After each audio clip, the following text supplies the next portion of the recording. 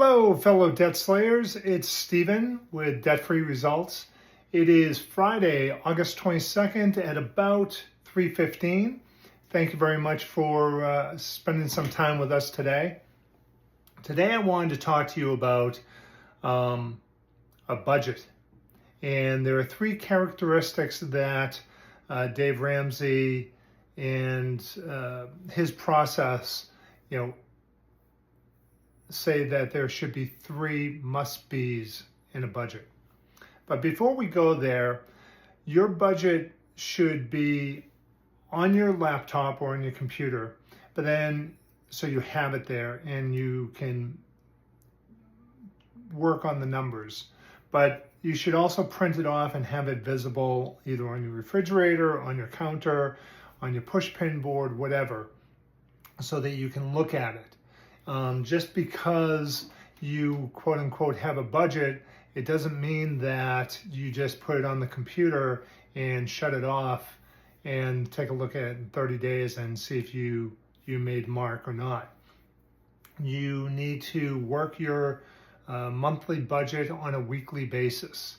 This is a crucial time when you're putting together a roadmap, but also guidelines as to where your money is going. So if you think about it, you're going from a non-budget environment to a budgeted environment. So therefore, every dollar goes towards a bill. And this is something that takes time. It takes time to master because it's very mental. Things that you used to be able to do, you don't do anymore because we're now focused on getting rid of debt. So, have it on your spreadsheet, sit down every week with your spouse or your fiance. If you're single, of course, then just sit down by yourself. But if you're married, you should definitely look at this and discuss your budget every single week. It takes a long time, months, to get mentally on board with working with your budget. At first, people consider a budget to be a bad thing, and it's not. It's actually a good thing, and if you use it as a tool to get out of debt, to manage your money, to see where your money is going, it's actually a great tool to use. We still use our budget. And we look at it once a month, but we're at baby step 7, and we know how to work our budget well.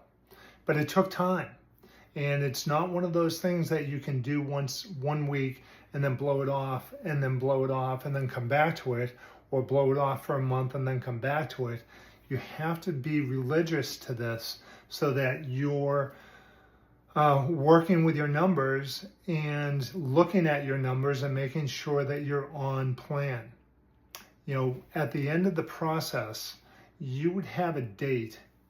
When working with me, we take your information, the high number, and we whittle it down. Whatever the numbers are, it doesn't matter to me. I really don't care about the numbers. What we need to do, and I am not opinionated about the numbers, what we do is we put a plan together, a plan that works, a customized plan, and then an end date to say in 2 years, 3 years, 4 years, 5 years, that on August 22nd, you're going to be debt free. That's what I care about, is being able to have that roadmap to say, if you stick to this plan, you stick to the baby steps, and you do this, religiously, you will be debt free in 3 years, 4 years, 5 years, whatever the number is. I was speaking with someone last week, and they were in debt a lot, and it took them 9 years to become debt free, but they had a lot of debt. So it takes time. But they're better off now that they don't have so much debt. Well, they have no debt. And so, think about that, going into this. But your budget on your computer should be detailed. Don't round up or round down your numbers. If your credit card bill is $5,289.23, then put that number in the cell. You have to be as detailed as possible, because the only person or persons that you're cheating if you put in just rounded numbers is you. If you put in the numbers that are yours, then we can commit to your numbers. Okay? Number 2, it has to be flexible. Things happen. Let's just say you have a budget, and halfway through the month, you have an air conditioner blow up or blow out. So we have that $1,000 in the emergency fund, but the bill for the air conditioner, let's just say, is $1,300. Well, then we're going to have to take $300 somewhere from the budget to pay that other $300, and then go back and re-budget for your emergency fund. So this stuff does happen, and it happens when you're not ready for it. But if you have a plan, if you have a budget, then when these things happen, and they do happen, at least you have a plan as to how to address the issue. Because Murphy's Law, Murphy is always knocking at that door. And it's always the time that you don't want it to happen when it happens. So, and then the third one is realistic. You need to make sure that your monthly budget is realistic. And, if we set our goals to be a certain number and a certain date, make sure that your time frame is realistic. You may want to pad your budget for a future date. If you have your budget and you say, I'm gonna get this done in a year, but the numbers don't work within a year, again, you have to be realistic. So just remember, when you're putting together your budget, you want to do it on your computer so that you can work the cells.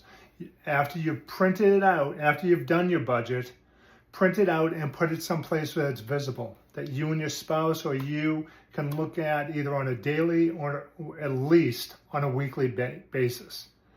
Stick to the budget. If more organizations and more people stuck to budgets, there wouldn't be any debt. And debt is what we're trying to get rid of. Thus, debt-free journey, debt-free results. So let's just go back. Your monthly budget should be looked at every week, and it should be detailed, it should be flexible, and it should be realistic. If you need help putting together a budget, visit me at www.debtfreeresults.com. If you have a question, send me an email. Be more than happy to answer any of your questions. I would ask you to give us a thumbs up on this content, and also join or subscribe to our channel, but also share this information if you would. This content can only be, sent out to other people from people like you, fellow debt slayers, trying to slay debt, get rid of it. Go cash, pay for things with cash. Cash is king, debt is bad. There is good types of debt, but in this, we're talking all debt is bad. So we can discuss that at a later date. But for now, I hope you have a wonderful weekend. Again, give us a like, a thumbs up, smash that thumbs up button. Please subscribe to our program, to our